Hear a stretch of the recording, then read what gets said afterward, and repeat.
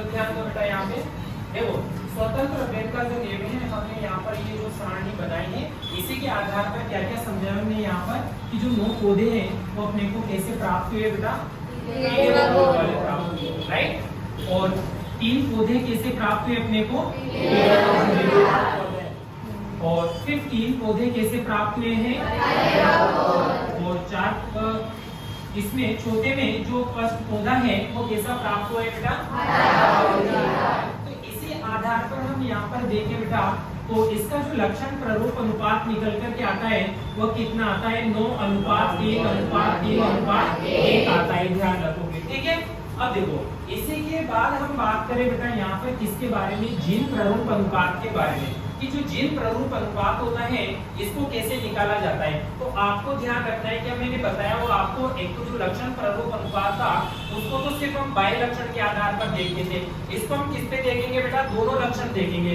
कौन कौन से देखो यहाँ पे जैसे double capital Y double capital R है इसके जैसा कितना है इसमें पूरे इस टेबल में देखेगा इसके जैसा कौन कौन सा है double capital Y double capital R है क्या, इसके अलावा ए क्या नहीं है तो बेटा कितना है सिर्फ और सिर्फ ए है।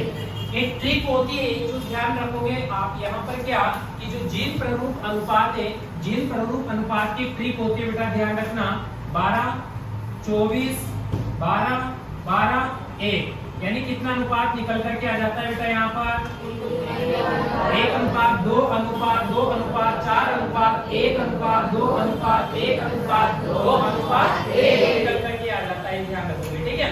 और ट्रिक क्या है बेटा 12:24:12:12:1 आप ध्यान रख सकते हो ठीक है।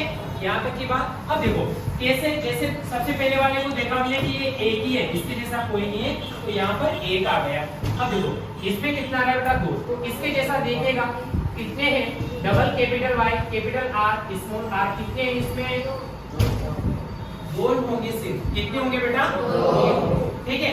इस प्रकार से यहाँ पे इसका जीन प्ररूप अनुपात निकल करके आता है ठीक है। तो ध्यान रखोगे बेटा ये तो आपका यहाँ पर क्या स्वतंत्र अपव्यय का ठीक है। तो एग्जाम की दृष्टि से इंपोर्टेंट है ध्यान रखना ठीक है। ओके।